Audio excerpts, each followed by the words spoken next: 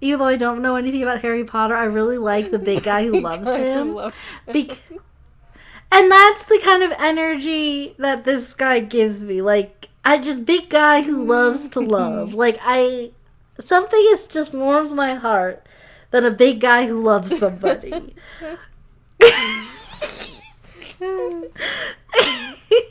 Big. His name's Hagrid. Grab some popcorn and stick around. We've got some garbage to talk about. Hello everyone, it's Karina. As we all know, June is Pride Month, and I wanted to take a moment to recognize the accomplishments the LGBTQ+ community has made throughout history. Pride itself, alongside queer and trans rights, would not be where they are today without trans activists like Marsha P. Johnson, Victoria Cruz, and Sylvia Rivera. But while we have made great strides in justice and equality, we still live in a world where two-spirit, queer, and trans folks are marginalized and subjected to violence every day. So for that reason, we have included a number of resources down in the description. These include education, outreach, mental health support, and anything else you might need. Your identity is valid and beautiful, and you deserve to live safely and happily. Kind of Friends has always been a safe space for queer folks, and we wanted to remind you that you are more than welcome and wanted here on our channel. I hope you're having a great Pride Month so far, and I wish you all the best. Now let's get started with today's video. Hi, Karina. Hi, Zax. So today we're talking about a very fun movie. a classic in lesbian media. Yes. We're talking about But I'm a Cheerleader, starring Clea Duvall and Natasha Lyonne. Is that how you say her last name? I've never knew how to say her last name. It's just like, Natasha from Orange is the New Black. That one. The one with the big hair. I heard it somewhere else. I hope that's right. Hopefully. She's not going to watch fact. this. No. Okay, fun fact. I was Googling Clea Duvall earlier today for strictly research purposes. And as a disclaimer. Yeah. And one, she is like so pretty. Oh, yeah. And she's like, I think she's in her 40s, so like she's like, that matters to people for some reason, so I'll just say that. Anyway. She aged real nice. It's like, which I feel weird, like people aren't beef. Or wine, whatever age is good. And so two different things. Then I looked up her Wikipedia page because I was curious, like, she's played a lesbian quite a few times and things, and I was like, is she a lesbian? I don't really know. I've never actually, watched, interviews with her, just, a lot of different movies she's been in. And I looked at the Wikipedia page, went straight to personal life, and it says it needs to be expanded on. And there was a 4-word sentence. Would you like to guess what that 4-word sentence was? It's all that's there. I don't know her family, anything. Just this 4 sentence. My guess, and fingers crossed, is she is a $1 bean. Yeah, no, really, it literally just says Duvall is a lesbian. Nice. That is all we know about. That's it. Your one personality trait. I'm pretty sure, if you look at, early life and stuff there, it's fine. I guess she just, keeps, her, private life private, which, good on her, honestly. But I like that it's almost you can't have a Wikipedia page without a personal life section. So this is what we're gonna put there. You're gay. Let's go lesbian. You must have been hoping for that. It was we all know you're wondering. Yes, she is. All right, let's move on. So, quick disclaimer. The movie is actually a queer movie, so it is good and lighthearted, but it does deal with themes like conversion therapy and toxic family not life. Accepting you, homophobia. That's a quicker word, but it's wrapped up in a nice fun rainbow package. Yeah, but just because we'll talk about that stuff, so if that stuff bothers you, then, we have other videos you can watch or listen to. And if you don't mind that, then we'll just continue and we'll all be here together. Yeah. To unpack this fun rainbow present. Yes. So, the opening, what I think I like about this movie is it's very straightforward. Like, there's lots of artistic shots, but the beginning lets you know pretty much immediately everything you need to know about this movie. Yeah. It just shows close-ups of girls doing cheer moves like flips and cartwheels and stuff, and just zooms right in on like boobs and butts. The director knew their audience. Yeah. So after the first minutes you're there and you're like hubba hubba. Oh, gee, I wasn't sure what movie this was going to be, but now you have my attention. Next thing that happens is we meet the star, Natasha Lyonne. She plays the character Megan. And Megan is like just a cheerleader. Just eats, sleeps, and breathes cheer. Like they have an away game coming up. She's really excited for it. And that's cool. She has a boyfriend whose name isn't at all important.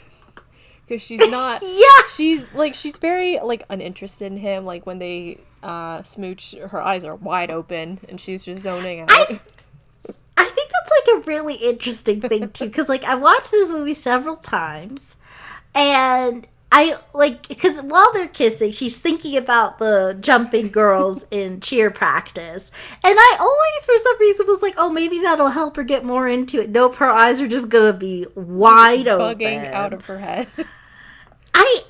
And like part of me, like, I get it. She's gay. She was never going to be interested in him. Mm-hmm.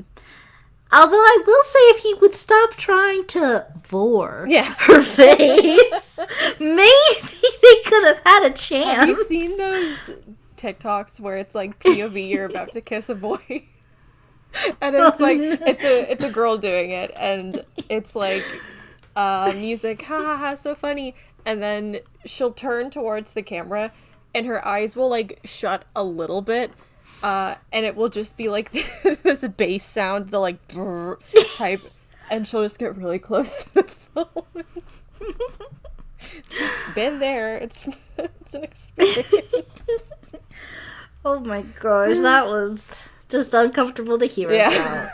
If I can find an example of it, I'll send it over and we can have it on screen. Okay. Oh god, so if we did that, I'm sorry. Okay. So then, next thing, even though she's trying really hard to be, a good straight, everyone in her life knows that she's a big gay. Mm-hmm. What are the giveaways that she is a big gay though? So one, she's a vegetarian, and they show us that because like the family's eating steaks, but she just has double carrots or something. Double carrots, double. What broccoli were we talking about earlier? Steamed broccoli, was that? Steamed broccoli. Yeah, just steamed broccoli and carrots, no seasoning, nothing. And then later on, her parents are like, "You've been trying to get us to eat this tofu," and they hold up like a Ziploc bag with a brick of tofu with a single bite taken out. The tofu looked really strange, by the way. Like it wasn't just like a regular brick of like firm tofu. I think it was like seasoned or something because it was brown. Yeah. I'm thinking it might not have even been like food at all, like just like a prop. It's just a sponge. Yeah, it didn't look like what's in my miso, that's for sure. Don't get me wrong, like I like a good tofu sometimes, but just like that one was not appealing. Yeah. The next sign we see, she's at school and her boyfriend tries to kiss her again, and she's like, "Oh, don't you hate when they do that?" And her friend. And her friend's like, "I think it's fun." And she's like, "Maybe he just doesn't do it right." And I'm like, honestly, that's real. That you're not crazy. But okay. And then I remember this. Yeah, I'll put a bit of that. But then, so they have a big intervention where they're bringing up all these facts to her, and RuPaul is there, and he makes it very clear from the beginning that RuPaul is in this movie. And I'm assuming he had a big hand in it being made. I don't know that, but like I feel that RuPaul used his whoever... fracking money to fund this movie. Oh no, was he a fracker? Yeah, you know, he's a big fracker. No! Him and his husband, like, on their ranch, they do fracking. Maybe that'll be a video for later exposing RuPaul.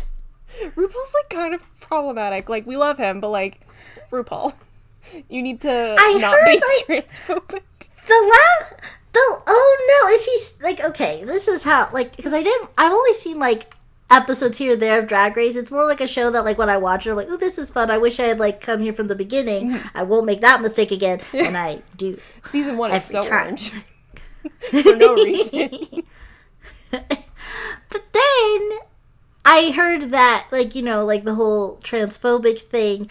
But I thought he put out a statement, like, he was gonna do better, and he, like, realized where he went wrong with trans, and he's, like, gonna be more accepting or something. I don't know. But now he's also fracking. Like, I didn't... Like, okay, I'm not saying, like, oh, well, it's okay that he was transphobic. Yeah. I had thought he apologized, but if he didn't, then I was just wrong. I think, and then I'm pretty sure he did, like, but, like, it's still, like, a little, like... Ugh. Oh, was it? Like, leaves a it bad wasn't taste. Genuine. Well, it could have been. I don't really know. I saw it in an article. I didn't, like, you know, it's not like a YouTuber deal. Like, yeah. I don't really We don't need to him, cancel like, on Twitter RuPaul just yet. I know. But we remember. Yeah. But, oh my gosh, he's also fracking! Yeah. And, like, okay. Wait, you know what I realized? I should probably make sure I know where... That's, like, when you, like, mine for, like, oil or something. It's, like, bad for the fracking That's is when... I'll try to explain it as quick as possible. It's when you, like, drill into the ground and you, like, shake the ground a whole lot that it creates, like, fumes, and then those fumes are, like, used to power things. I'm not a earth scientist. I'm not smart, in case anybody is mistaken. I don't particularly know how to explain fracking, but here's a diagram of how fracking works. Wow, so great. It's bad for the environment. Oh my gosh. Okay, I knew it was bad for the environment. At least I was, like, on the right track. Yeah. Okay. Back to being gay. Yeah. She also has a bunch of, like, swimsuit models just up in her locker. Mm-hmm. And she hugs her friends too much. Yeah, she hugs her friends too much. Also, her pillows and, like, the art in her room has, like, floral, quote, like, vaginal motifs. And it's like... It's very sapphic. And, it's all subliminal, too. Yeah. Like, because she like didn't a blink and you'll register miss it. and... Yeah, well, no, because, like, RuPaul, like, points you to it. Yeah. But I think when she bought the pillow, she didn't realize like, oh, wow, that. these are so pretty, but, like, in her heart, she knew. That's the thing, too. She really doesn't get it, because she's like, I'm just a cheerleader. I couldn't possibly be a lesbian. What make you... And it's... Oh, it's also so silly. Why it's so... Oh, my goodness, never. And so, like, okay, so her parents' solution, and, like, RuPaul's part of True Directions, which is, like, a conversion therapy thing. Womp womp. And he makes it clear, like, I am an ex-gay, and I can help you also be an ex-gay. And I have thoughts on, like, that, like, in the real world, but we'll just hold on that for now. Yeah. Fundy Friday has a video on it. You can go watch her. I love her. She's great. But, so she's like, I'm not going, and, like, flip the camera over. Of course she's going. In the this car, wouldn't really be much of a movie. With her little pom-pom. That's, like, basically all she packed. Yeah, just her pom-pom. Yeah, come with this. She didn't have, like, a suitcase when she showed up, because they, like, provided clothes for her when she got there. Well, like, at first they just kind of gave her, like, a hospital gown, and then they gave her clothes. Mm-hmm. Yeah, she had to earn... That's something, too. She had to earn clothes by admitting that she was gay. Which is, like... I feel like... Okay, so... Yeah, like, you know... Hopefully, you know... Not that many people watching, like, have, like... first-hand experience with this. Because if so, like, I'm sorry if you came away from that.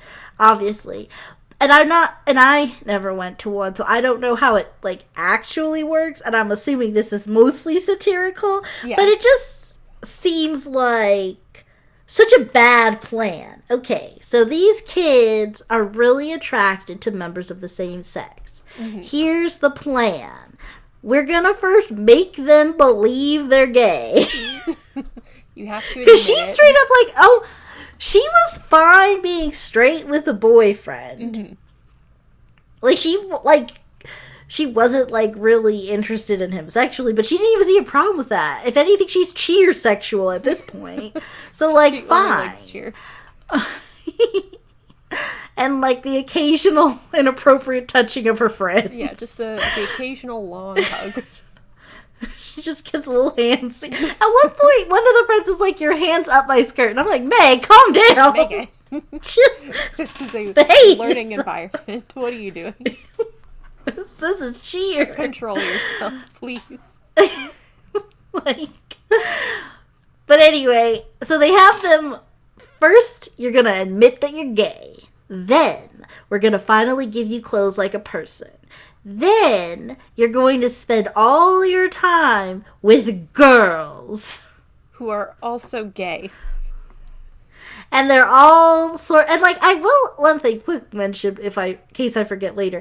I love how eclectic the cast is. Like, it's all kinds of people, all kinds of queer I made a joke at one point that Hillary's definitely a cottagecore / dark academia lesbian because she had the glasses. That's the vibe I got from her. And then it's not so much that you're just going to be sleeping and changing with a bunch of girls. There's also going to be, you pick a girl, whichever girl you want. So, like, but make sure you don't find her that pretty, I guess. And you're going to spend all these 2 months basically glued at the hip with this one girl. Yeah. Here's your girlfriend, but she's not your girlfriend. She's your best friend. History would say they were very good friends. And it's like, why did you think this would work? Who planned this? No, it's very clear that the director of this camp, Mary, played by the iconic Kathy Moriarty, is a lesbian as well. And she's just, like, deeply repressing and, like, ashamed of herself. But, like, why was this your plan? Like, where's the logic? She just doesn't get it. And, like, pretty much all the adults, not the parents who sent her or, like, the teens who were Megan's friends, but RuPaul, Mary, the director of the camp, and her son, Rock? Yeah, Rock. Rock. Oh my gosh, Rock! Like Rock Hudson. Oh. What if that's not it? Yeah. I just am reaching. Well, that's my headcanon, and I'm sticking with it. Well, then, anyway. Mary Brown, you said, what did you expect? Of course your son's gonna grow up and be gay. You named him Rock. And, like, one thing, too, they have them, like, fit into these really, like, stereotypical roles of men and women. Like, I think it's going for more, like, a sort of vague time feel. Like, the way that they dress is kind of, like, 60s, 70-ish sometimes. But then other times it looks like they're from the 90s. Yes. Like, it was made in 99, so, like, a lot of the outfits that they wear away from True Directions is, like, very 90s, like, very grungy. But then when they're there, I think it is because they are, like, playing off of the very heteronormative idea of the 50s, where it's like, oh, the housewife and the husband, so all the girls are wearing, like, these little, like, poodle skirts and, like, button-ups, and the boys are, like, well, they put the boys in, like, short shorts and, like, crop tops. Yeah. But, like, I think that was a misstep on Mary's part. I mean, it was all a misstep. Yeah, this whole plan was a disaster.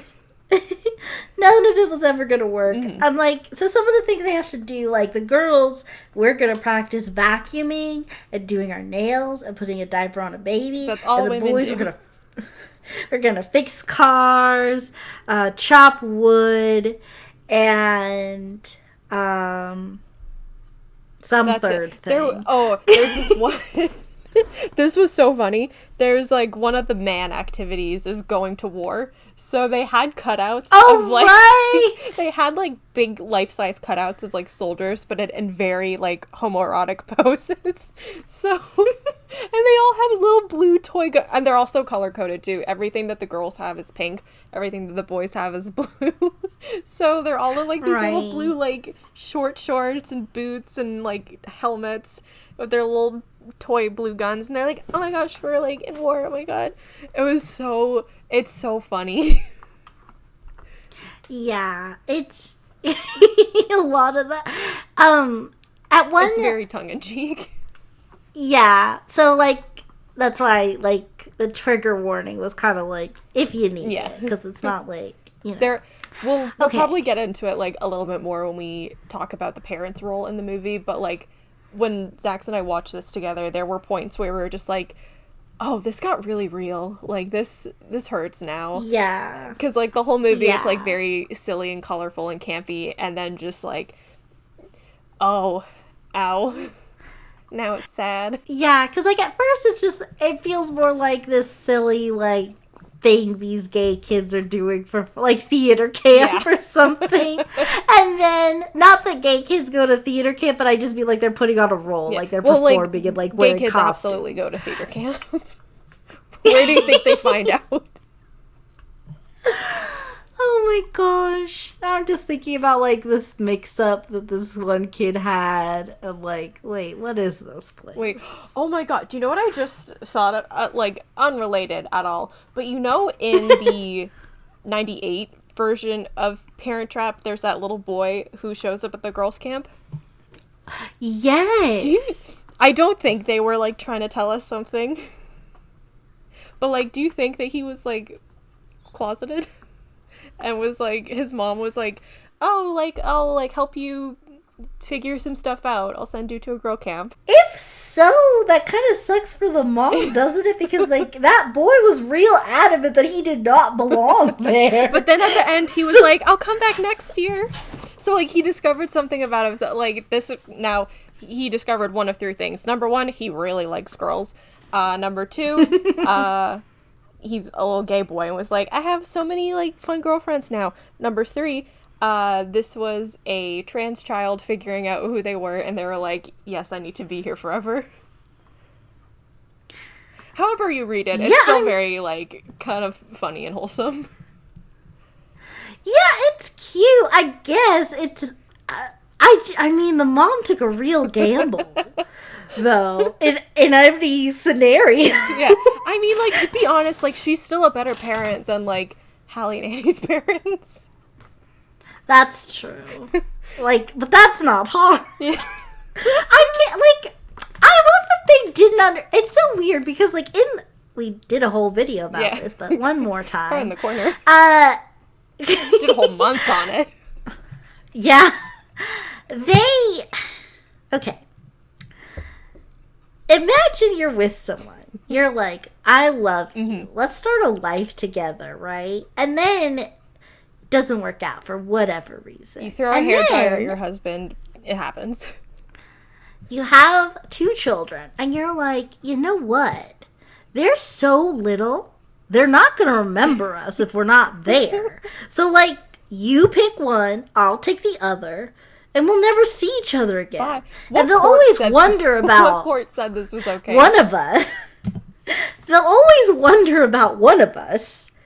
And they'll always feel that hole in their heart. But we won't tell them. They're dumb kids. It's fine. Like, we can just do this. What a mess. I love that movie. Don't get me wrong. But, like, what a legal nightmare. Chessie should have had the children. Yeah, and the butler. Yeah. Oh my, and Grandpa. Because Grandpa... last thing. I didn't know until, like, the last time I watched Parent Trap, which was, like, maybe a week ago with my family. My sister's, like, she's not the aunt. I'm like, she's not? And she's like, no, she's the housekeeper. And so I went on Wikipedia. She's not related to the family at all. She just stuck around to be the housekeeper. Yeah, she's the help. Her and the butler. I They're thought both the she help. was the dad's sister and she was the aunt this whole time. No. Oh my God, I'm sorry to make this Parent Trap Part 2, but, like, that makes the whole scene where she's like, oh my God, you're not eating anything, what's wrong, what's going on, and then that makes that whole thing so much more sad because she cares so much more about the kids than the parents do, because they didn't even notice that they switched. Gosh, I don't know if I could be able to find this meme again, but there's this meme that was literally like, it would be the housekeeper that notices before the parents. I definitely sent it to you on Instagram, so I'll look for it. Okay. Here it is on screen if we find it. Okay. Yeah, you did. You would wow, be the one to send it to me. So funny. Back to But I'm a Cheerleader. What was the last thing we were talking about? Okay, so we're back to But I'm a Cheerleader. Yeah, gosh, back to so sorry about plan. I genuinely, to the people still listening, I apologize sincerely for that. Again, you saw the pizza in the thumbnail, you know what you're getting. You're not getting a coherent analysis. You're getting garbly goop from two friends. Oh gosh. But you love it, hopefully. Anyway. Okay, so now let's talk about, like, the kids attending the camp. Mm-hmm. Do you have any characters that stood out to you in their journey? Okay, so Jan puzzled me. Because... the whole movie, Jan's like, I'm not even gay. I don't know why I'm here. But, like, you look at Jan, and you're like, this is giving me very butch lesbian. But then she's like, I'm not gay. I like boys. And then she leaves at one point, like, just on her own. Yeah. And we were like, that's weird. Because... Yeah, I mean, maybe it's up for interpretation. Because, like, okay, on the one hand, there's a joke where, like, once Jan finally, like, quits, and she makes this very powerful speech, and she's like, look, you know, just because I play softball and I'm not as pretty as other girls, people just assume I'm a gay. And that's a true thing that does happen to people. Mm-hmm. And throughout, we have seen, because, like, people are like, they're doing some sort of word association test, and they're like, what do you see? And she says balls, which is a man thing. And, like, the other, like, if you're gay, you say floral motif or something. Yeah. Obviously. And then if you remember during the dress fitting scene, Hillary sort of touches her a little bit, and Jan doesn't really respond. She's just like, okay. Which, like, yeah, maybe she's just not interested in Hillary specifically.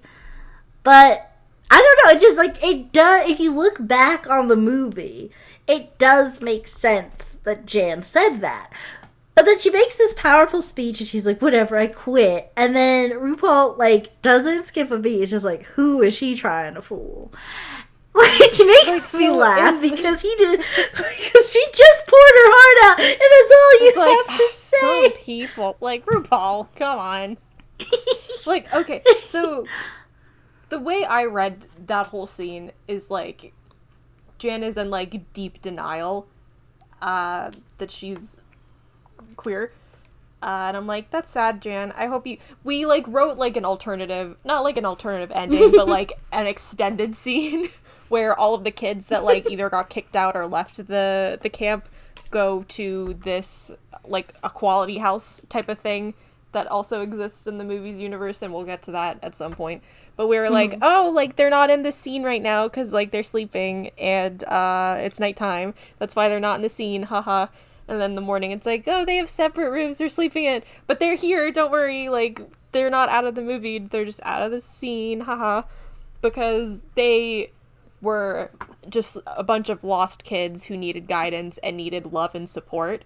And it was so nice that there's this part of the movie that exists. And we were just like, yeah, this is where these characters went. They didn't leave forever. They're just here. And that's where Jan went, is where I was going with that.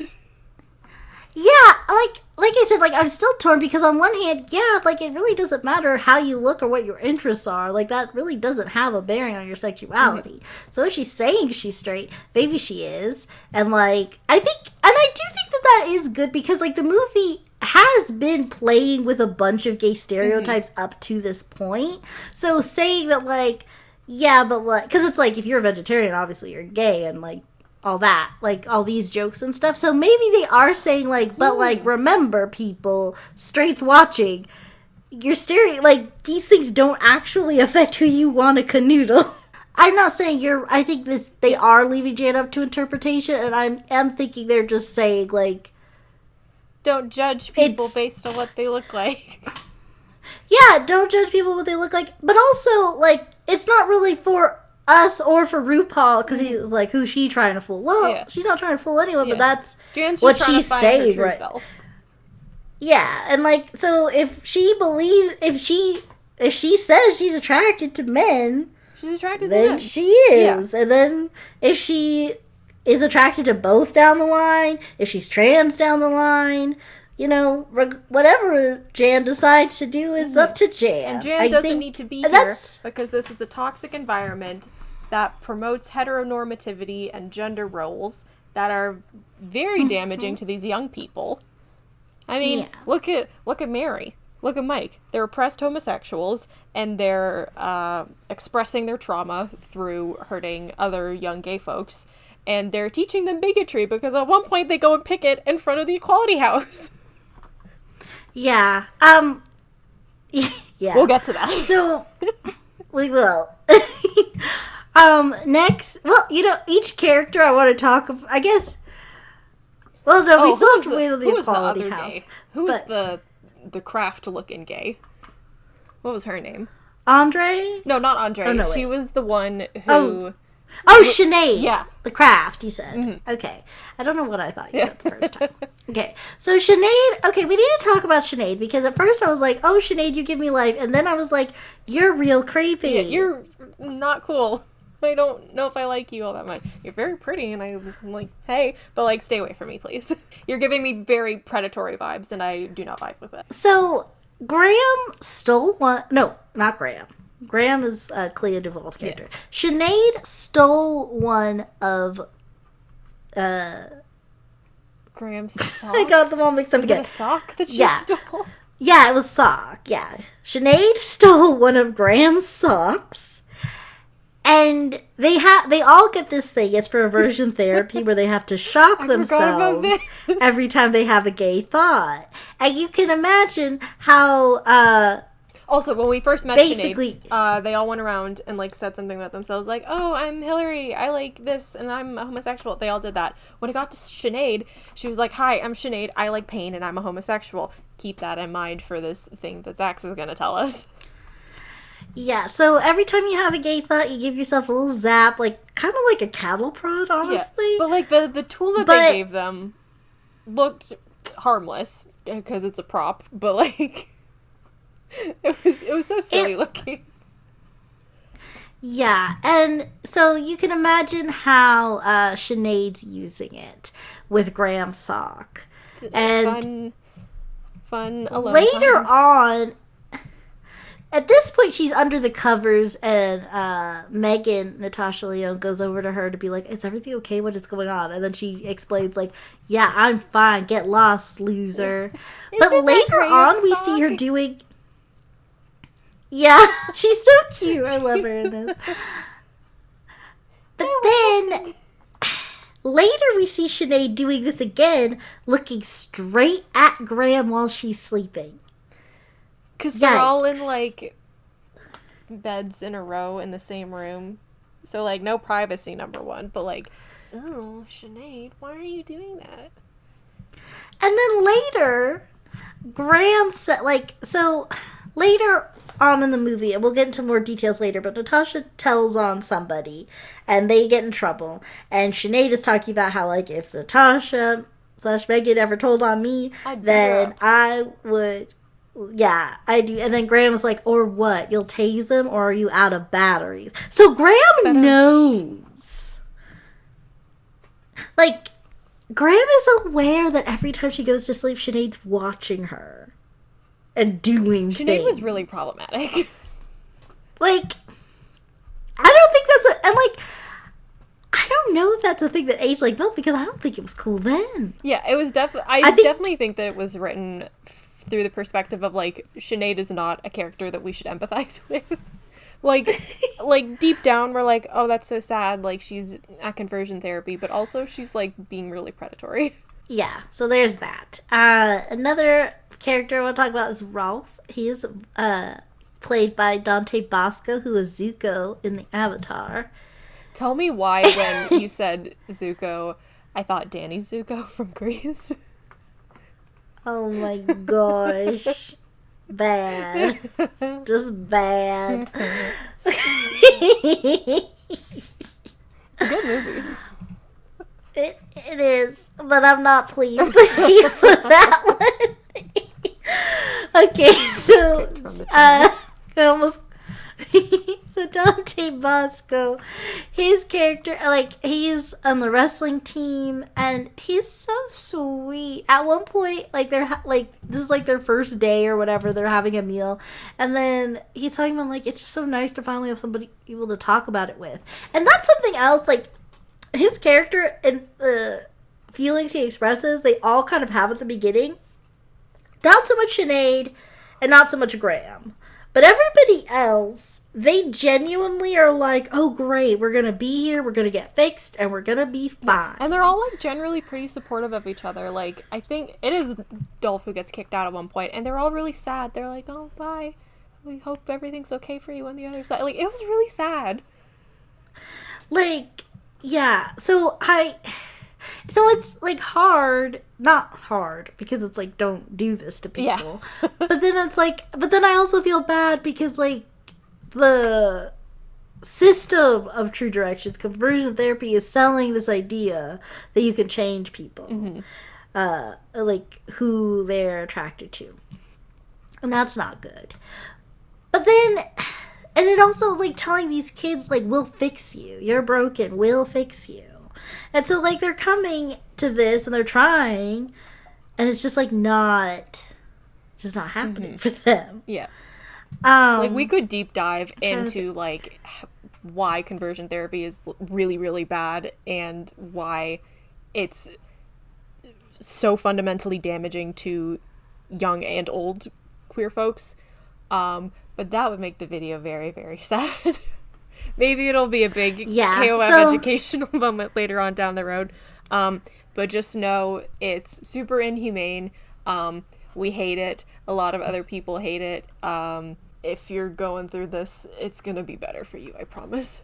Yeah. Because, like, we'll talk about bits and pieces of it throughout, but just know, like, we don't stand by the decision to do that, to send anybody to it, regardless of age. Yeah. It's not therapy. So it's bad.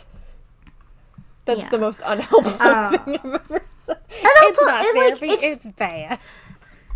Yeah, so, like, this is one thing that they do. They have, like, they have, like, this sort of, like, group therapy session where, like, it's all the kids and their parent, and they're supposed to say what their root is, the root of their gayness. Yeah. What was the initial incident, some might say. Yeah. And mine was Sailor Moon. One of the... You know, it's something, I was watching this movie, I was like, I don't know what a root was. I just feel like, since, like, preschool, like, cause, you know, really, like, kids just get to watch whatever. Like, I literally saw Pretty Woman on TV. And you were like, And I get it. Okay, she so, like, pretty. She was a pretty woman, but also Richard Gere. Like, I was such a weird kid. Maybe this is normal. I don't know. I mean, like, of all movies, like, yeah, they're both beautiful. They are both beautiful, but, like, when I was 4, I was, like, so positive that me and Richard Gere were gonna go out. I've always been like I told you, like, I don't know if I told this on the podcast, but, like, when I was, like, 15, I was like, oh my gosh, at some point I'm gonna have to let Justin Bieber down easy. Like, this was a concern of mine. I know, like I was like, Justin, our love can never be. I know it's so hard for you. Oh my god. That reminds me. And when I was 4, I was like, oh, me and Richard Gere are going to take on the world. Oh Bill Baby's ass. I mean, we would have to be in like a scooter with like me in like little sidecar and a helmet and glasses. You would absolutely not be the love interest in this fake movie that we're creating. Oh, It'd be like a 3 men and a baby situation, but it's Richard Gere. Yeah, baby Oh my gosh, I don't like. Maybe I'm just like. I mean, no one ever was like taking advantage or anything like that. I don't think, obviously. Mm-hmm. But like, I've had so many parasocial relationships. Just so many. I mean, like, I don't know just something about like being young and being exposed to pretty people. I don't know what it was. This just made me remember of when I was 10 years old. I was reading the Harry Potter series with my friends, and I was like, oh, like, I want to watch the movies. And, like, again, I'm 10 at this point, and I think Order of the Phoenix had just come out, so, like, Daniel Radcliffe was, like, 15, so I was like, oh my goodness, so pretty. There's, if I look for it, I could probably find my old diary, and I'm constantly reminded of this because my sisters read it when I was and I walked in on them reading my diary, and I was like, what are you doing? And they were like, hee hee, we read your diary. I had written a page in the diary just announcing how much I loved Daniel Radcliffe. When I'm like 10, I was like, dear diary, I just wanted to let you know, I think Daniel Radcliffe is so pretty. He is so handsome, and I love watching him in Harry Potter and the Philosopher's Stone. Thank you, love, Karina. And then my sisters read it. You know what's funny? Oh my gosh, like, the more we talk about this, the more that I realize, like, no, I'm just a freak. So... Here, I've never had, like, a real diary experience, like I've seen, like, what you just described, and, like, what other people described, because I was too hyper-aware. Mm-hmm. I was like, no, someone's gonna stumble upon this one day, it needs to be perfect, and I would, like, rip pages out, like, no, that was garbage. Who's gonna want, that's not interesting. So it was mostly just like stories, just like nonsense that didn't occur, never would. Fake scenarios. Just like, yep, I'm Elon Musk now, bye. Yeah. My book. See, I think this is also why, like, when we were young, we were like, we need to just, like, put all of our stuff online. Which is... I just thought it was so amazing. A taste for something to come. Yeah, it was a real special secret project, guys. Okay. Well, when that thing comes out, you'll look back on this and all my confessions thus far, and you'll be like, oh, okay. I get it. Zach's over party. So... You were like 14. I think might have been older. Okay, enough. Back to this good movie. The problem with good movies, we get too distracted with nonsense. Oh my god. How is it that no matter what we watch, if it's bad or good, we never talk about it? Oh, okay. Okay. So, the curriculum. Back to it. Yeah. Okay. So we started talking about, like, you know, their boys are going to do boy things, girls are going to do girl things. Oh yeah, the root. This is what we're talking about. Okay, yeah, that's where we lost it. Yeah, part of this is the kids have to say what their root is, and Natasha Lyonne's root is her parents, because there was a period of time when her dad was out of work and mom was working. So she was like, maybe I got the roles reversed. Then the director starts being like, oh yeah, obviously, your mom's domineering, your father was emasculated, you don't respect your father, and that's why you're gay. Well, her parents are like, sitting there like, what? Where did we send you? the dad looked so sad. Andre's route was when he saw the boys changing in the swimming room, but he's told that that's wrong because that's what kids do in locker rooms, so that couldn't have possibly made him gay. And he was like, but I got like a, you know what kind of thing. And then Joel, another member we didn't really talk about, he's a very sweet boy, but we like love Joel's family. They were just confused, and they were also in the after credit scene, just off. Yeah, yeah, that, honestly, that is, except for like Graham's parents, who we have like definitive knowledge of, and like Ross's parents. Yeah. Except for the parents that we were shown to be bad, I really do feel like they were just bamboozled by the system. Mm-hmm. They were like, I don't know how to help my kid. And it's like, well, true directions, this will help. We'll they're fix like, okay. Kids. And they're like, all right, well, we don't know anything else. And this is the only resource available to us. So I guess you're going to conversion camp. Have fun. Come back straight. But, so then, Joel, he's like, oh, yeah, I can relate to what Andre is saying because, when me and my friend at the time, we, like, would be alone in my room or whatever. And then Graham, Clea Duvall's dad, is like, well, being gay after a bar mitzvah is a lot different. Bar mitzvah, sorry. Which is which? Bar mitzvah. Bar mitzvah's for boys. Bar is boy, bat is girls. Okay. Yeah. I'm not Jewish. I went to a friend's bat mitzvah, and it was very fun. And I got, oh gosh, okay, sorry. We're spiraling again, sorry. This will be real quick, though. Okay, you know how, like, there's shirt stands where you, like, they'll spray paint, like, stuff on it? Okay, so you know how, like, the designs have, like, names? Oh, no. Okay, so there was this one design, it was, like, green, it had, like, bubbles and, like, kind of, like, streaky lights kind of thing. It was called VIP Lounge. And I was like, yes, this is what I want. And they were like, okay, what's your name? And then, or, like, they were like, what do you want to say? I was like, I just want this. And they were like, what? And so, like, they had to ask me for my name. So it said, like, Lil Z's VIP Lounge. But I was just going to get a shirt that just said VIP Lounge. Like... What? That's such a weird shirt. Like what is... Like, I'm the VIP Lounge?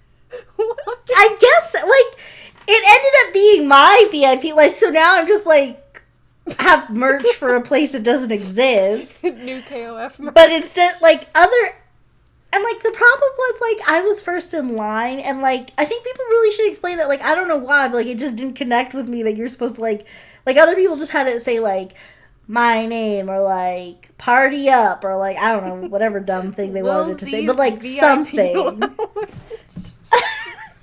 Well, everybody, if you go to our Redbubble that totally exists, next to the Mpreg tote bags, you can get a shirt that says Lil Z's VIP Lounge.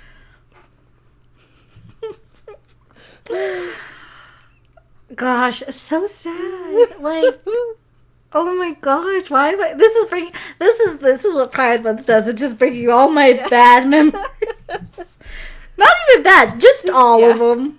Even the not so interesting ones. It's a time of reflection. Yeah, so okay.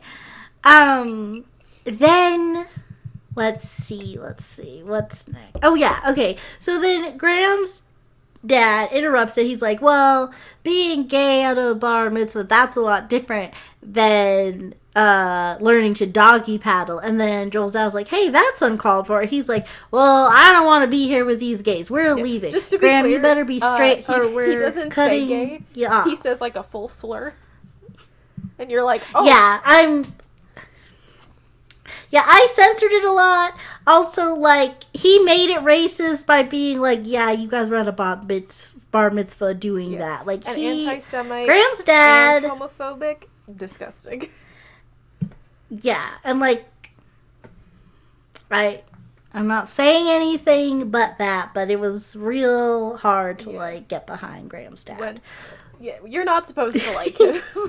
You're not supposed to be like, oh my god, like, what a tragic hit. You're supposed to be like, I hate this man.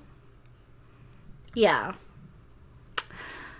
So, next thing. So that's the roots part of the curriculum. The other thing is, like, again, we told you, like, you get a best friend. And Natasha and Clea, not Cleva. Graham and Megan. Graham. We never Graham. call the characters by their character names. It's also hard, too, because it's like, I don't know what the listeners know. They don't probably, Like, who? Just be glad I didn't say, like, Orange is the New Black and Graham. She was Nikki on Orange is the New Black. But anyway. I wonder if anyone's made, like, a But I'm a Cheerleader, like, cinematic universe. I think we have some fan fiction to look for after this. Ooh. Yeah, give us your fan We'll fiction. get Rogue on in case she's a master Yeah. finding fan fiction. Oh gosh, when you hear this, Rogue, okay, you got a new job. There you go. Hop to it. I like just calling you guys out in videos you're not on to are you listening? Fun little shout out from your own channel, buddy. Yeah. Yeah. Oh god. So Okay. what else? Okay, so the curriculum. So- Finding yeah. the initial incident. Oh wait, okay, yeah. Having a buddy. Learning your gender They- roles. And like, yeah. And so while this is going on, Graham and Megan are getting closer and closer. And at one point Megan goes to comfort Natasha because she's like, hey, you know, your parents are intense, I guess. Yeah, your parents suck. And I'm at one sorry about point- that. Yeah. And then she reaches, like, to touch Graham's hand to, like, comfort her. And she's like, hey, I can report you for that. She walks away. And I mean, I get it. But at the same time, when I was watching it, I just remembered, like, any time, like, a time a friend was, like, opening up to me about something difficult.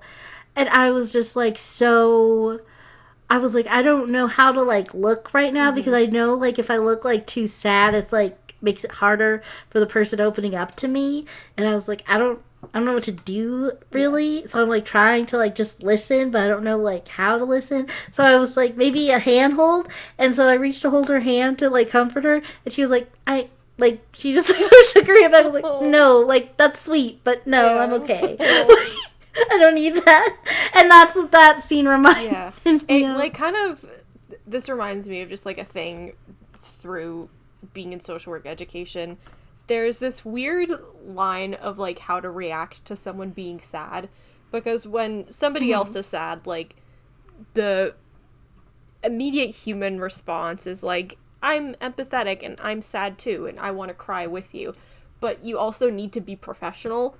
Because if you're like, oh, I'm crying and I'm just as inconsolable as you are, I'm taking the focus away from you, and now you feel uncomfortable because I'm supposed to be the one helping you, and now you feel obligated to help me because I'm upset, and that's never a good thing. But also, you don't want to be like, darn, that sucks. Because you don't want to go to, like, someone in a helping profession who's like, oh, beans, that sure is a sad story. So then as students, we're like, well, then what are we supposed to do? Are we allowed to cry with them, or are we not allowed to cry with them? And, like, the consensus that our prof gave was, like, you know, like, if it happens, it happens. If you feel like it's gonna be a little too much for you, just be like, let's take a 5-minute break. Go cry in the hallway by yourself, come back in. Once you've collected yourself, continue the session. That's fine. You don't have to have the answers to everything all the time because, you know, you're human. It happens. Yeah. There's Okay, the KOF good. educational moment for today. Yeah. Great. Yeah. We snuck There one we in go. there. Next thing. So they're getting closer and closer.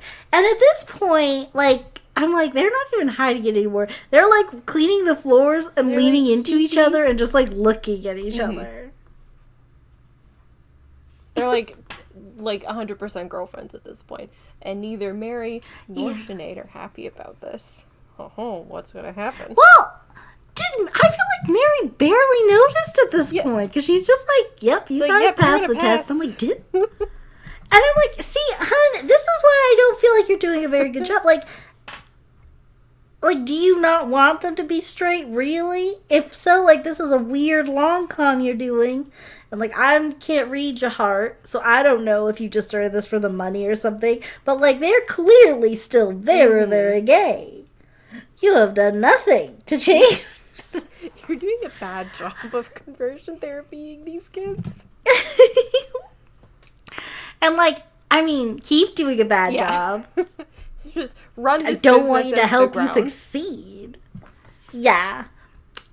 But then, now we get to the part we keep talking about.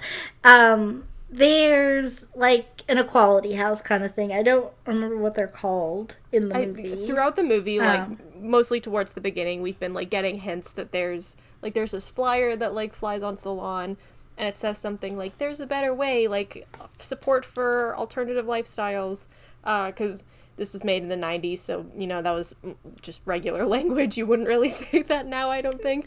But, like, just obviously, like, support for queer youth. That was what this flyer was. And at some point, they all sneak out to go to a gay bar.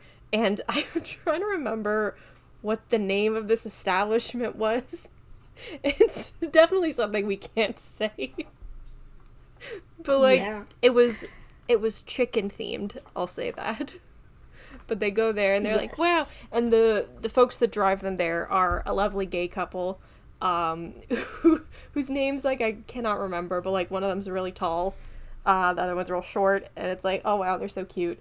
They have great communication skills, like, just a perfect example of relationship goals, and they run ostensibly what's an equality house. And for those who maybe don't know what the equality house is, it is the homes across the street from the Westboro Baptist Church in Topeka, Kansas. Because the Westboro Baptist Church are a hate group.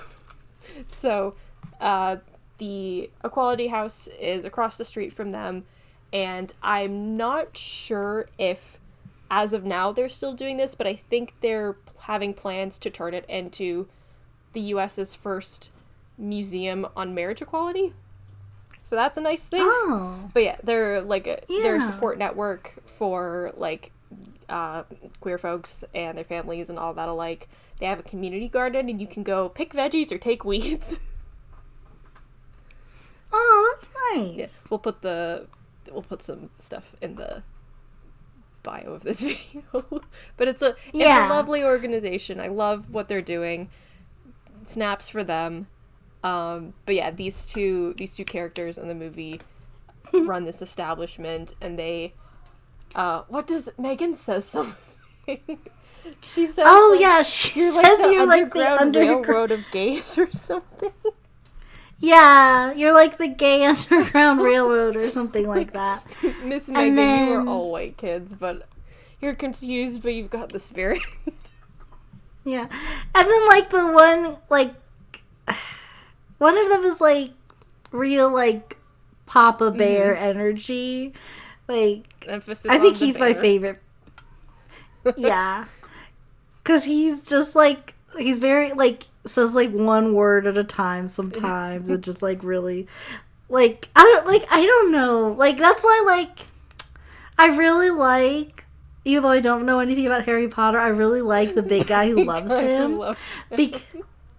And that's the kind of energy that this guy gives me. Like, big guy who loves to love. Like, something is just warms my heart than a big guy who loves somebody.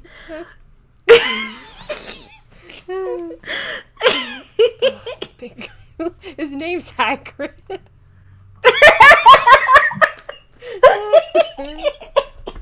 Oh god, yeah. So this place exists, and it's very nice. Yeah, that's a resource that the kids have, because Megan and a number of campers, I guess, get whatever. booted from the program for whatever reason. Some of them we see at the home, some Zax and I wrote in our heads go there.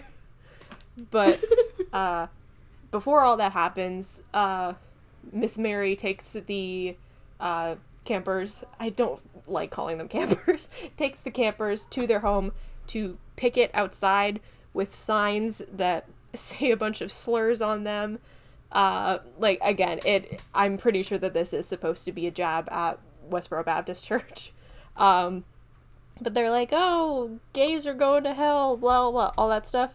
And the two gay dads, like, come out and they're like, can you leave? Like, go away. Just super unbothered by the whole thing. Yeah. So, and then on this night at the club, Graham and Megan have their first kiss. And you're like, oh, they're smooching.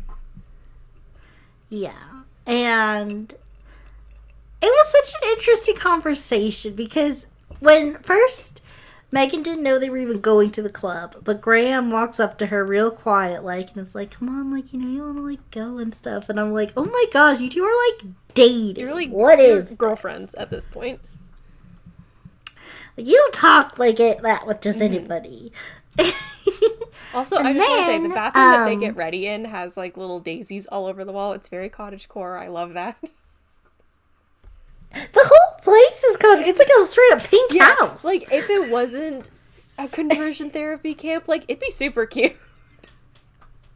Oh my gosh. Imagine, like, just like that as, like, an Airbnb, you and some, like girlfriends. Oh, wow, this is me so and cute. my friend, like, people were definitely hate crimed here. But, like, look at the carpet. It's so cute. Here's something funny. Here's why, like, maybe I should have, like, picked up on, like, being queer, like, a lot earlier. I remember, like, years ago, Fred and I were talking. We're like, you know what I would love to do one day? I'd love to get a house with, like, 5 girls. We all share it. We wear our hair out natural, and we don't care. That was the whole plan! This is just a woman utopia.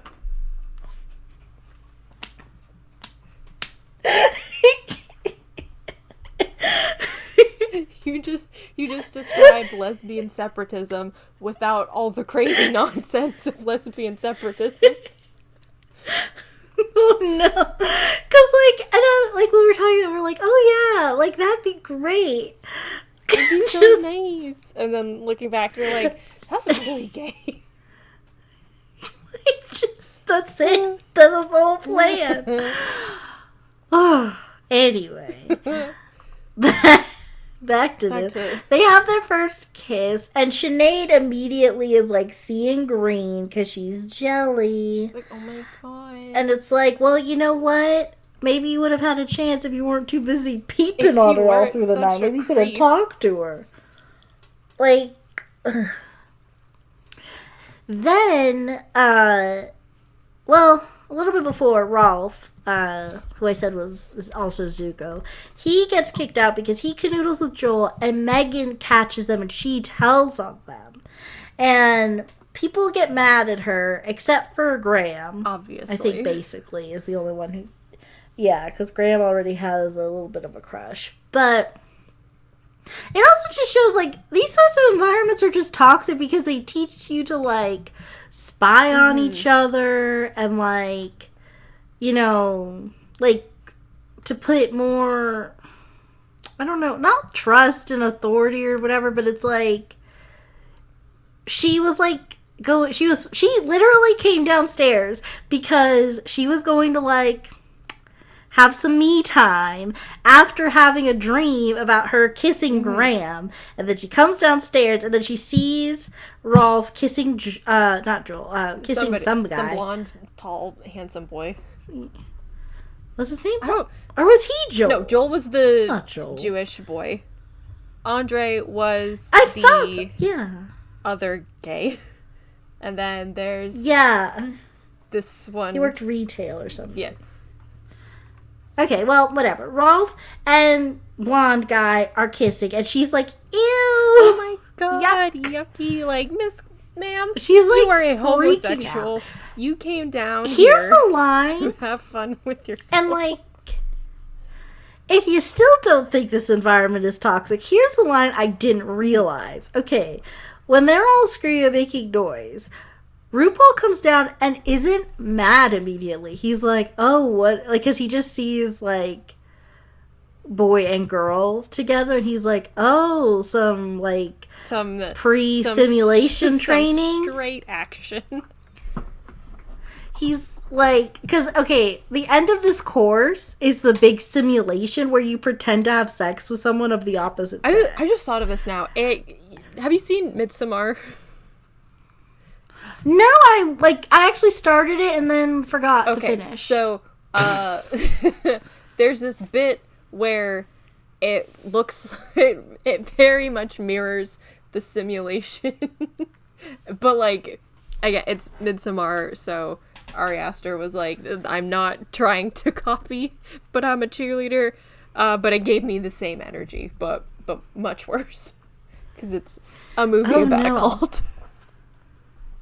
Oh no! Well, I'll have to check. I'll have to finish it now. Weird. It's really I've weird. been watching some Ari Aster.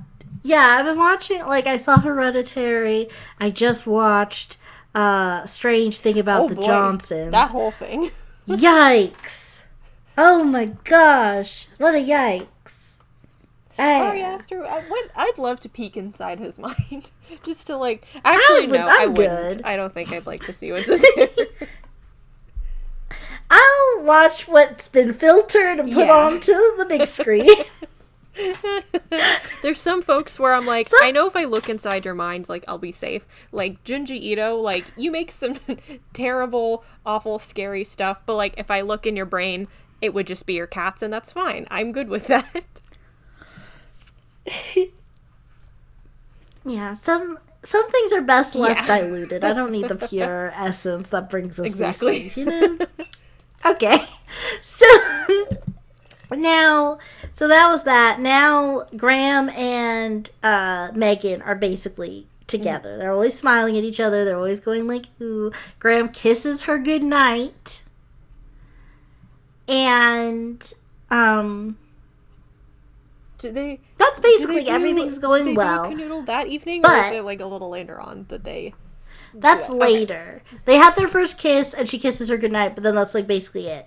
But the director, Mary, she finds, like, a lighter packet or whatever under Graham's bed, and she's like, who went to the chicken farm club?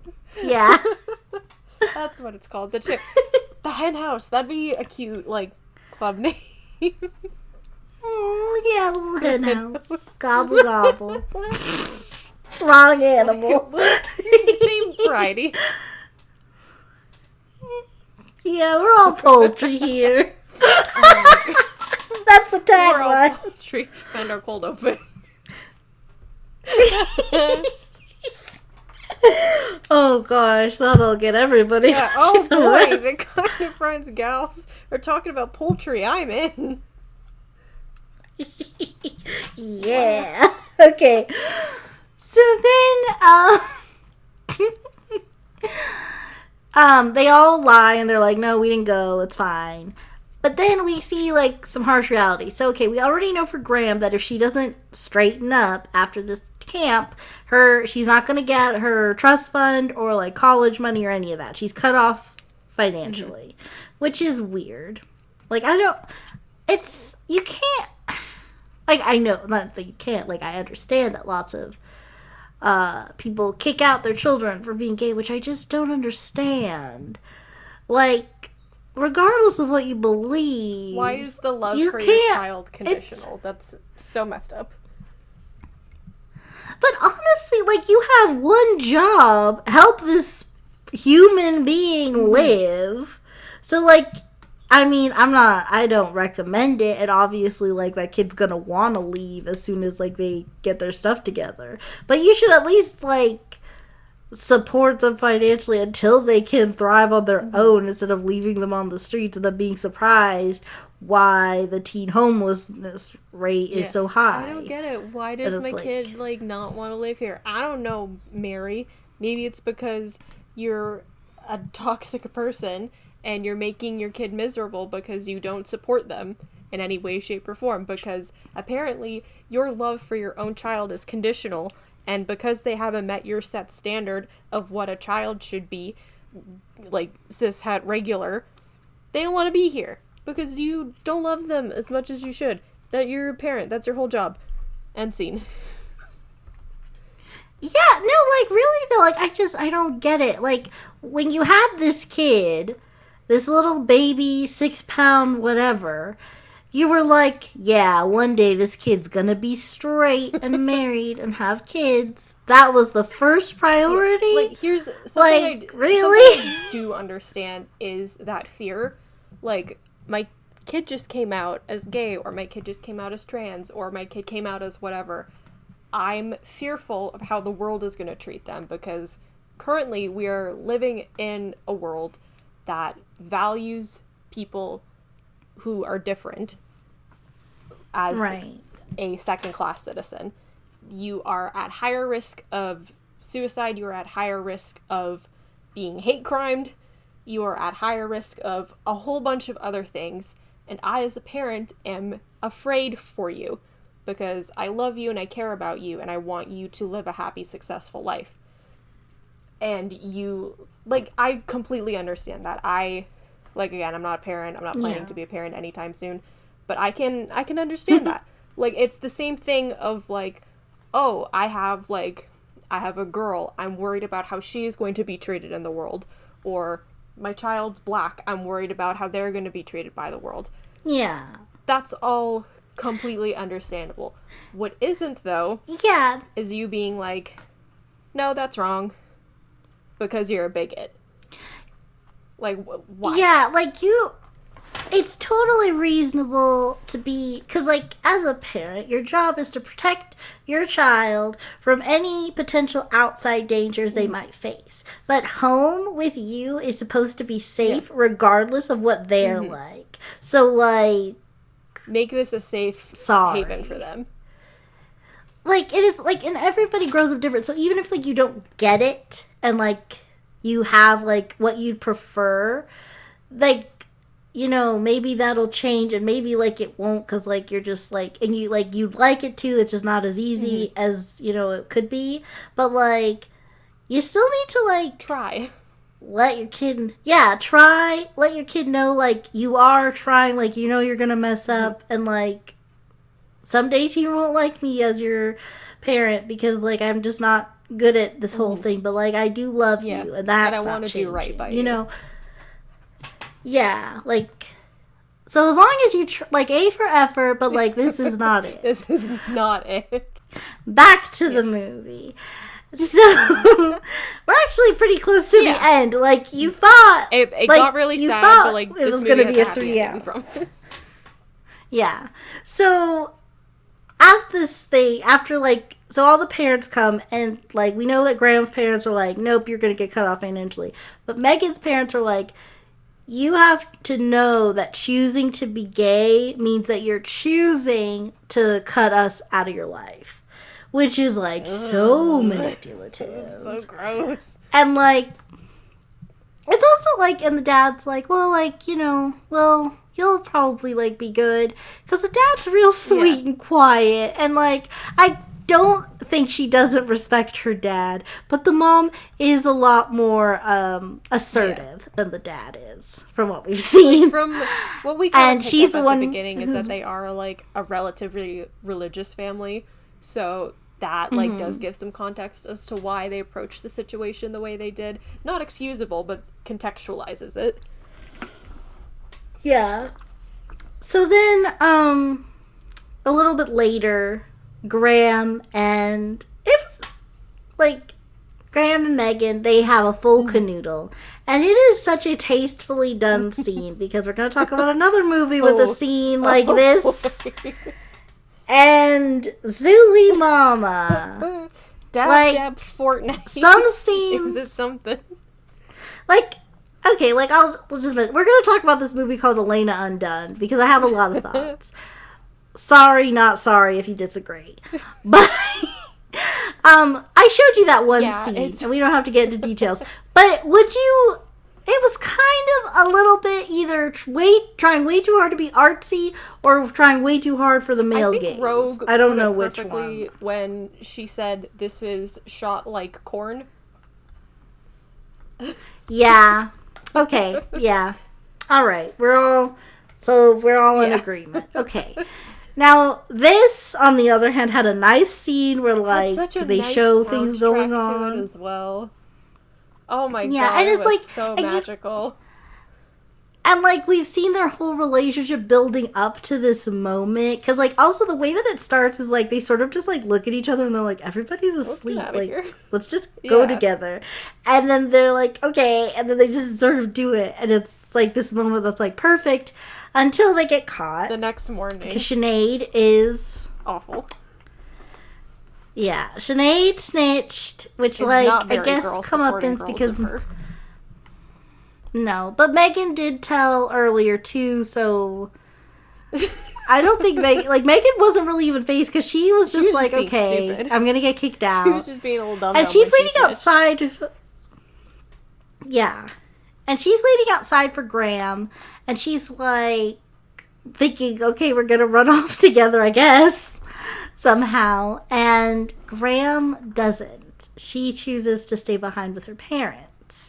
To complete the program and graduate. And Megan's face, like, I was like, yeah, I didn't see that coming either, Meg. Like, I'm sorry.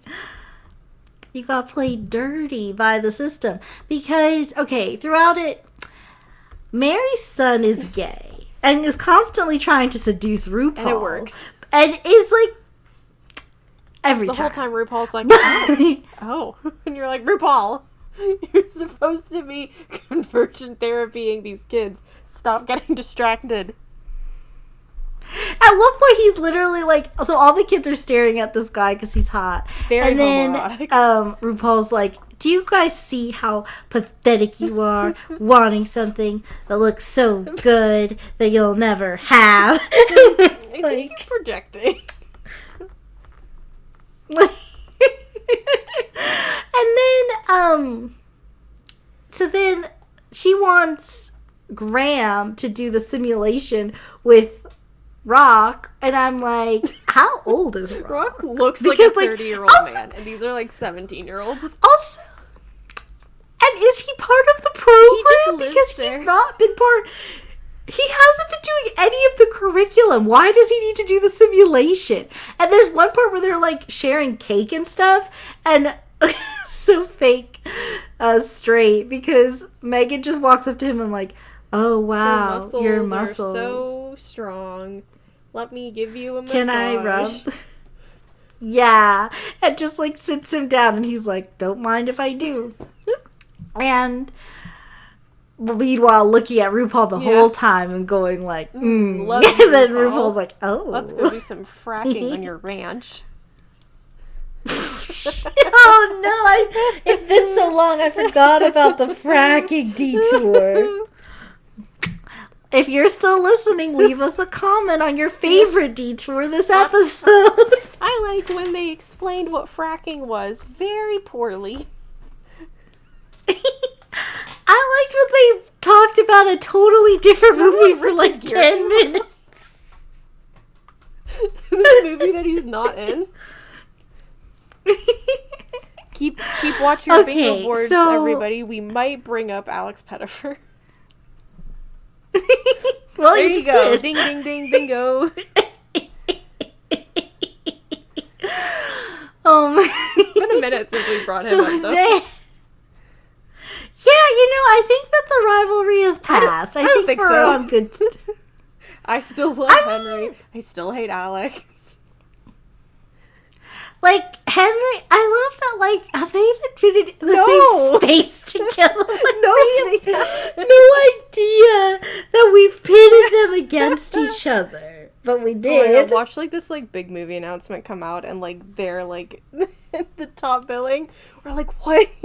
Oh, no, we manifested it. What would you do if they were best friends in real life and they listened to our podcast? Hi, Henry. Hey. I know you have a girlfriend, I have a boyfriend, but, like, What? I love your work. Alex, stop listening. Alex, I'm not trying to hurt you emotionally, but I do stand by most of the things I said. If you were in the room with me, looking right at me, maybe I'd change my mind. I don't know. To be clear, I'm kind of a chicken. I wouldn't talk smack to his face. I wouldn't do that about anybody. No. Right. But just know that I harbor these feelings towards you. And just know it's more with your characters than like you, because I think you're okay. I don't know you. I don't really know Henry, but I did see him build a PC. Yeah. And maybe if you adorably build a PC, I'll like you too. But I don't know you like that. I know about Cal. So no, no. He's a great dog. I don't know if you have a dog. Oh yeah, that could be something. I don't know. I love the idea of like Alex being upset with his billions of dollars, millions, or whatever. I don't know. Rich people. It's more money than I have. That's all I know. So, oh man. Back. There you go. There's like a whole line of bingo for you all. Oh my gosh, I'm sorry, that didn't make any sense. Back to this. So Megan gets kicked out. She goes to the equality house. Yeah, she gets to the equality house. She reconnects with Rolf, Dante Bosco, Zuko, and we're like, oh yay! And he's like not even mad because he's like here, he can be himself, and he's just happy. Can we talk very quickly and we get to about the PJs that he's wearing? I think everybody knows like what the Target Pride collection looks like. He's wearing something straight from that collection. I know it was 99, but like, could we not have put him in anything better? I mean, I think it's just like random outfits that they have. Like, here's your just gay pajamas.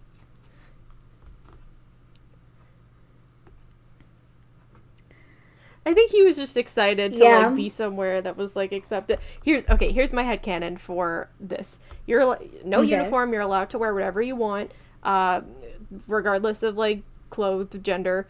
You can wear whatever you want, you can do your hair, your makeup however you want. But Rolf was just like, I really just want to like wear like gay PJs right now. I'm just happy to be out and happy. Yeah. And the dads were like, all right, sure, whatever you want, buckaroo. Yeah. What do you want for breakfast? We also get a nice scene of a positive gay relationship because like so nice. They're like saying like, okay, Megan, you ready to start looking at schools? And then the one guy is like, well, she just came out to herself and everybody, so maybe we need some time. And then he's the bear, the big guy who loves him, who I love for loving him, is like, well, I just feel like nothing I do is like right, and like you're judging me. And he's like, oh, I'm so sorry, I didn't mean to make you feel that way. And it's just such a nice, wholesome, like, I don't like this is a problem with me. I understand that. I'm not trying to take away from this moment in any way, but it really bugs me that we don't get the resolution to that. I'm like, are we looking at schools or not though? Well, like, I'm assuming she goes, by the end of the movie, my assumption is that she goes back to her parents' house, and we'll explain why once we get to the end of the movie. But, like, I think... Yeah. Also, like, I just like that they were, like, so ready to be like, yeah, we're your dads now, like, we're gonna adopt you. We'll get you set up for school. Yeah. Like, so nice. They're ready to just drop everything for these kids. The other thing, too, that... Gosh, if you still remember the thing the whole conversation we had about Jan, I think this also confirms my position a little bit, because when she first shows up, she's like, so I'm here and I'm just hoping, you can teach me like how to be gay now that I'm gay. And then they're like, you just need to keep being you. That's all you can do. So like, there's no uniform or anything. You just be happy. Like, where were you? And she's like, oh. And that's something too, and like she really does love cheer.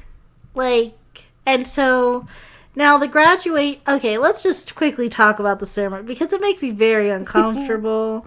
that they had to do this, but they have to, like, it's a boy and a girl, and they have to do canoodling things, but they're wearing, like, those, they're wearing, like, those Adam and Eve costumes, like, where there's, like, leaves and, like, you don't actually see any body parts, because, like, stockings or whatever. That the prosecution uses for, like, all right, now on this doll, like, that's what they're dressed like. Like little anatomically correct dolls, but they have the Adam and Eve leaves over them. It's so stupid. And then like, at one point, they're watching Graham and Rock do, I guess. So and Joel asks, what about foreplay? And then Mary, the director, says, foreplay is for sissies.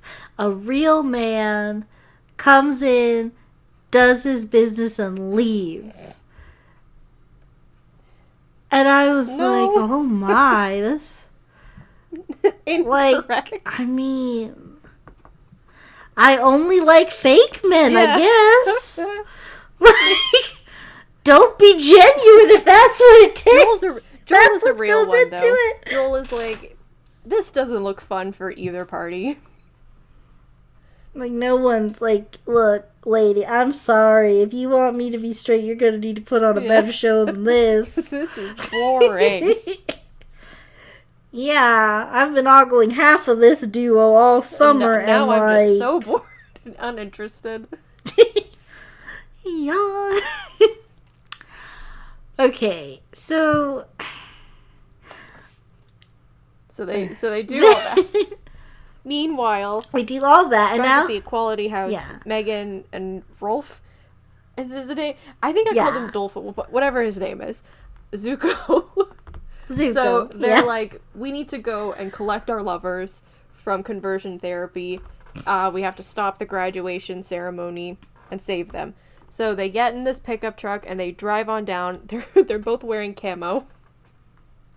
It's very that one scene from Mean Girls 2, but better. Oh yeah, but so much better. Yeah, because they had a goal and a mission in mind. They weren't just sort of like in bushes. But like, there's no bushes it's also in this funny area. Too, they're in like New because, Mexico, so there's not a shrub in sight. And like the setting looks like a wedding, outdoor wedding, more than it looks like a graduation. Oh my God, and they're all in like weird leather PVC clothes. It's so weird. I don't know why that was but like I don't understand conversion therapy, so it's fine. Yeah, that was just a 90s choice. They're sneaking out in like broad daylight. Somehow no one notices these big soldiers in the stands. These two gays. Nobody's like, and you should be in line. Zuko gets his blonde guy right away, and they go make out in the trees. Megan makes the point of being like, well, that was fast. Yeah.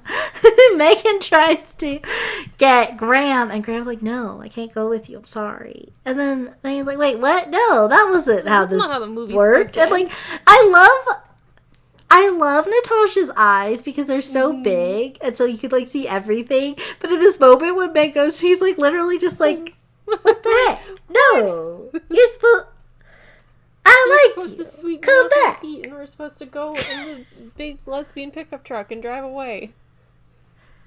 We had a plan. But then she goes to plan B, which is so cute. And so she realizes that she should have, like she didn't need the camo. She needed to be who she is. A cheerleader. And that is a cheerleader. So she comes out with her. She changed so fast, or maybe she had it on underneath and just like took her big jumpsuit off. Oh, and just like flipped the skirt up so it wasn't punchy. Yeah.